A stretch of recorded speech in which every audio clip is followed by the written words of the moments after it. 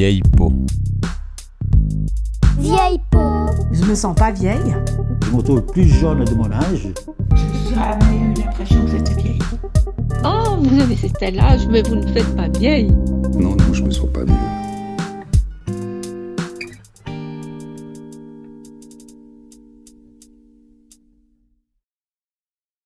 Ma peau, celle que j'habite, n'est pas très vieille. Elle est même jeune, paraît-il. Elle est lisse, ferme, peu marquée par le temps. Mais depuis peu, je me surprends parfois à lisser de la main l'expression qui se creuse sur mon front, comme on voudrait défroisser un papier légèrement chiffonné. J'observe les sillons minuscules qui se dessinent sur mon visage avec une crainte amusée. Je n'ose pas l'avouer ouvertement, mais je n'ai pas du tout envie qu'elle devienne vieille, cette peau. Qu'elle se patine, qu'elle se fripe, qu'elle se ramollisse peut-être. De tout ça, j'en ai même peur. Souvent, j'ai l'impression que je n'ai pas l'âge que j'ai. Sous mes yeux, une photo de moi à 18 ans. Mes cheveux sont pleins de boucles, boostés par les hormones adolescentes, aucune marque ne se dessine sur le contour de mes yeux, et la peau de mon visage enfantin est lisse, elle ne garde aucune trace durable d'expressivité. Quand je vois cette image, je sais que des choses ont déjà changé.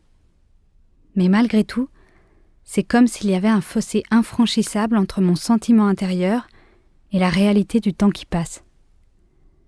Je ne sais pas si cette impression est vouée à s'accentuer au fil des ans. Peut-être que c'est ça précisément vieillir. Devenir autre en demeurant soi-même, écrit Simone de Beauvoir dans son livre La vieillesse. J'aurais adoré pouvoir parler de tout ça avec mes grands-parents. Mais dans ma famille, ils ne sont plus là. Alors je suis partie à la rencontre d'autres peaux plus âgées que la mienne.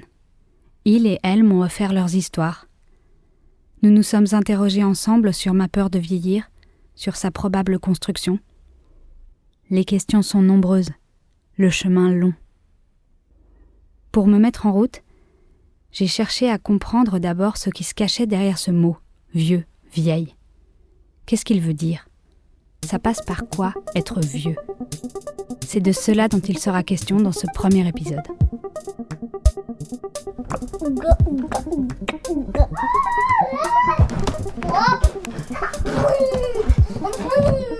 T'as quel âge, toi ? J'ai 32 ans. Est-ce que c'est vieux ? C'est pas très très vieux. C'est quoi très très vieux ? C'est quand on est presque mort. Bah, t'existes presque plus. Oups. Bah, comme mon papa Joseph, qui est mort un jour avant ma naissance. Il est né en 1963. À quel âge on est vieux ? C'est à l'âge de grand-maman. Et grand-maman, elle a quel âge ? 36 ans. Et à 36 ans, on est vieux ? Ouais. Est-ce que toi, t'es vieux ? Non, je suis jeune. Être jeune résonne la plupart du temps comme une qualité, une force. Mais quel serait le mot approprié pour nommer la vieillesse ? Marie-Thérèse a 74 ans. Elle m'a accueilli tout sourire dans la cuisine de son appartement. Ce petit espace qui semblait vide en arrivant s'est très vite peuplé de toutes ces histoires. J'aime pas ce truc aîné, 3e âge. Maintenant, ils vont encore dire 4e âge, je pense, parce qu'on va venir plus vieux. Moi, j'aime bien vieux ou vieille, c'est beau. Parce que c'est une question de... Moi, je trouve qu'il y a des jeunes qui sont plus vieux que des vieux et vieilles. Marie-Thérèse dégage une immense tendresse. Je crois que c'est une grand-mère que j'aimerais bien avoir. Je suis ronde, tout comme mon caractère. Rond, m'a-t-elle dit en riant. C'est effectivement ce que racontent les courbes de son corps. Accueillante, rassurante. Je n'ai eu donc aucune gêne à lui poser des questions parfois dérangeantes parce qu'intimes.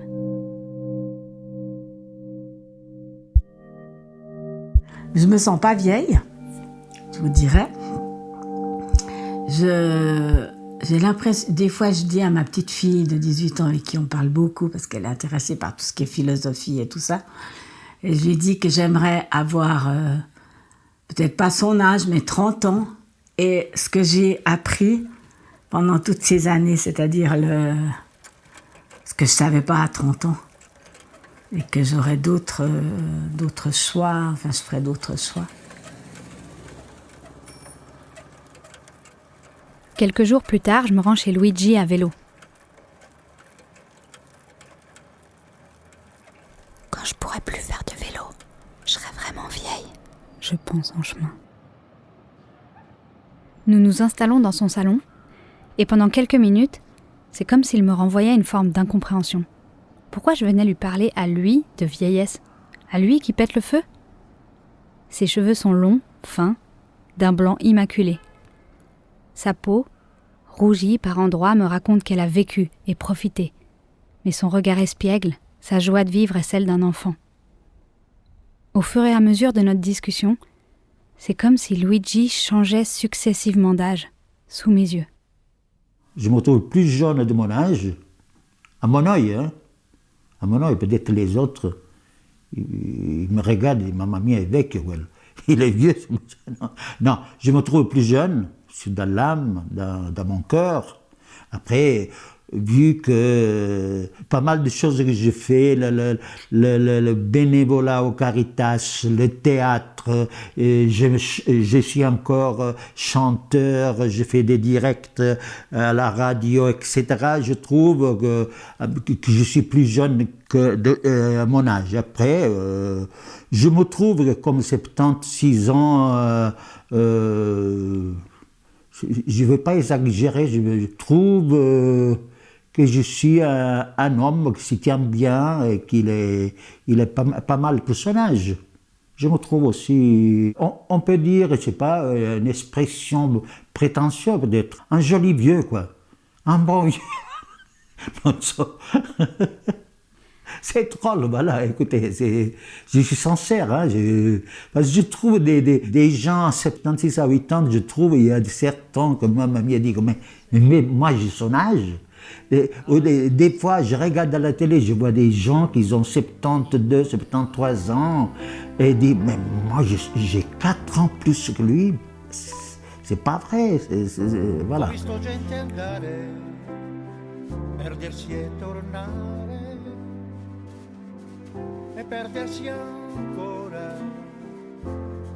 L'âge ne veut rien dire. C'est une date inscrite sur un papier, tout au plus. Il ne raconte pas l'énergie, les passions, la vitalité, les envies, les projets. J'ai 32 ans et je vais rencontrer Marie-Louise qui a exactement 3 fois mon âge, 96 ans. Elle vit désormais à l'EMS Mon Repos. Catelle blanche, odeur de désinfectant, tout résonne ici, même les silences. Elle ne marche presque plus sur ses longues jambes fines qui m'avaient tant impressionnée la première fois que je l'avais vue. Lorsque j'arrive, Marie-Louise me serre la main avec tendresse, en pressant fort et en me regardant dans les yeux, comme pour dire « Je suis heureuse que tu sois là ». Dans sa chaise roulante, elle est impressionnante de dignité, de pudeur. Je n'ai jamais eu l'impression que j'étais vieille. C'est de l'orgueil. Parce que si on commence d'être dans une catégorie, c'est un peu néfaste, je trouve. Il faut vivre au jour le jour. Quand ça va, ça va. Quand ça va pas, on le sait bien. Voilà. Si on est vieux, on est vieux. On ne peut pas dire qu'on est jeune. Puis si on est jeune, on le sait aussi. On peut pas nier ce qu'on est. On ouvre la bouche, puis on sait déjà ce qu'on est. Marie-Louise a l'autorité de me remettre gentiment à ma place. Mais sans nier ce que l'on est, le mot vieux, vieille, dans toutes les bouches, à tous les âges, sonne comme un problème, ou comme une insulte. Souvent, je me suis moi-même surprise à me vexer quand on me prenait pour plus âgée. Je me vois penser, mais je suis pas si vieille. Je m'entends dire d'un ton moqueur, oh, ça fait vieux. Oui, allô? Je n'ai de Claude pour image que sa voix. À 88 ans, elle me répond sur WhatsApp parce que l'application comme Netflix ou YouTube n'a aucun secret pour elle. C'est une question de convenance et plus de politesse finalement. Vous n'allez pas dire à un monsieur vous êtes vieux. Le décrire comme un vieux, on dit vieux monsieur ou vieille dame, peut-être toute seule, mais une vieille, non, j'en ai pas souvent entendu. Ou alors en argot, je sais pas, moi ça deviendrait un peu, disons, pas très conventionnel alors. Mais ça ne me vexe pas particulièrement. Je trouverais que c'est pas très heureux comme mot, puis c'est tout. On reconnaît quand même son âge, on le sait. Simplement, c'est pour être jugé par les autres, voilà. D'ailleurs, on dit « Oh, vous avez tel âge, mais vous ne faites pas vieille. » Oui, vous le dites comme ça, mais à l'envers, c'est-à-dire négativement. Et ça, c'est vrai, c'est péjoratif. Moi, je trouve, surtout maintenant que la moyenne de vie elle a augmenté, j'appellerais ça personne mûre. Voilà. Je suis un homme mûr. Non jeune, je ne veux pas dire aussi jeune, mais justement, je me sens pas et je trouve que vieux, c'est encore trop tôt. J'aime pas qu'on m'appelle vieux, quoi. C'est quand même drôle que parmi toutes les personnes que j'ai interviewées, même lorsqu'elles atteignaient presque le centenaire, personne ne dit être vieux ou vieille. Ce mot plein de mépris cristallise un rejet unanime. On est peut-être prêt à vanter les mérites de la vieillesse, mais on n'est jamais vieux soi-même. Cela dit, on peut se sentir vieux. Et cela n'a rien à voir avec l'âge. Claude m'a d'ailleurs confié avoir pleuré le jour de ses 24 ans, parce qu'elle avait l'impression d'avoir soudainement vieilli. J'ai retrouvé l'auteur Pascal Rébété pour évoquer justement ce sentiment de vieillesse. Dans son livre « Poids lourd », il raconte le temps qui passe et ses séquelles sur le corps.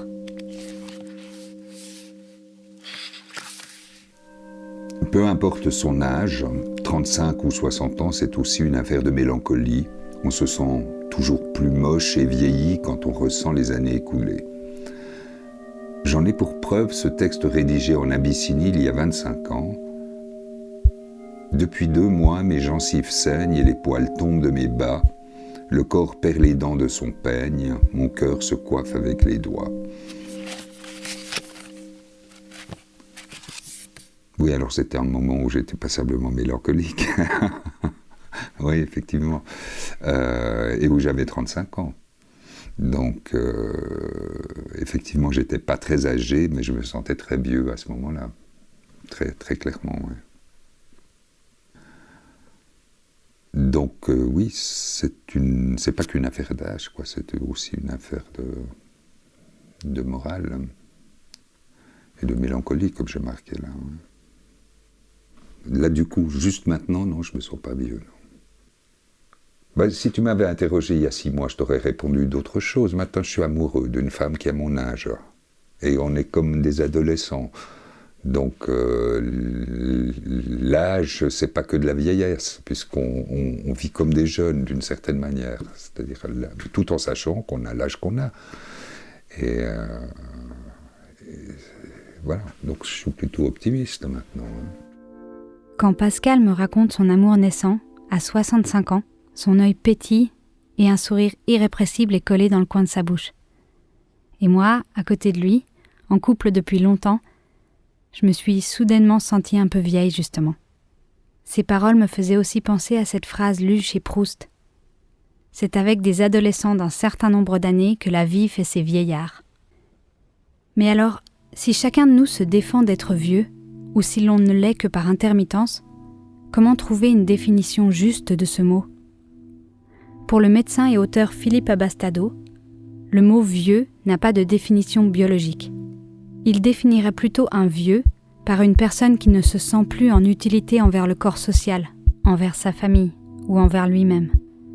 Être vieux, c'est donc souffrir de l'absence de perception d'utilité. Alors rien d'étonnant que je me refuse, tout comme les autres, à me dire vieille. Personne ne veut se sentir inutile.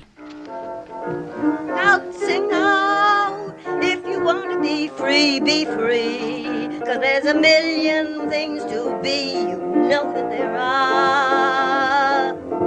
And if you wanna be high, slow, be low, 'cause there's a million ways to go, you know that there are. And if you wanna be me, be me. If you wanna be you, 'cause there's a million things to do, you know that there are. Now, join in.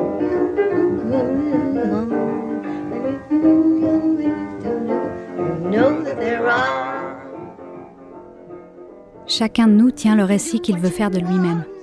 Mais la peau, elle, raconte sa propre histoire. Elle porte les marques indéniables des ans qui se succèdent. Une vieille peau. Mais cette expression, au fait, qu'est-ce qu'elle évoque ? Du machisme, c'est souvent les hommes qui disent c'est une vieille peau. Vraiment. Ils le disent à chaque instant. Enfin, à chaque instant, quand c'est le cas quand même. Mais les femmes le disent pas en général. Elles pourraient le dire d'elles-mêmes, alors elles le font pas. Donc pour les autres, elles le disent pas, c'est une vieille peau. Je crois que c'est vraiment masculin, sa vieille peau. Et je crois que les hommes ne se rendent pas compte à quel point ils vieillissent. Puis, ils ont toujours un petit espoir que c'est pas vrai, et qu'ils vont pouvoir continuer à agir comme avant. Souvent, les hommes, ils se voient pas, ils n'arrivent pas à s'évaluer vraiment.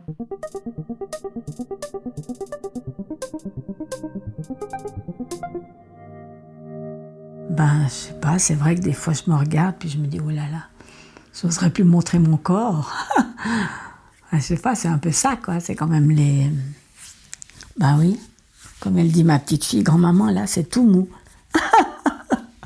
Ma petite fille de 9 ans. Et puis, ouais, ça invoque ça quoi, vieille peau quoi, il faudra la laisser cette peau.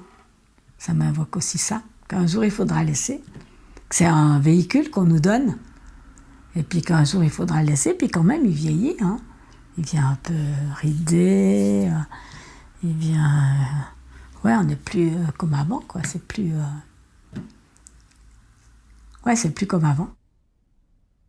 Quand Marie-Thérèse m'a dit cela, en caressant d'une main douce la peau de son avant-bras, toute la fragilité de nos vies a flotté soudain entre nous deux. Ces échanges m'ont fait réaliser à quel point parler de vieillissement, c'est parler de changement, de joie, de peur, de doute, de mort, de genre, de maladie, de désir, de rapport au temps, de politique. Il y a encore des détours, des chemins de traverse, des voies inattendues et des sentiers inexplorés.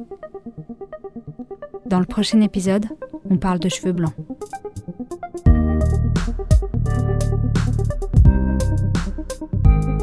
Vieille peau! Vieille peau! Non, j'ai pas envie. Vieille peau. Vieille peau.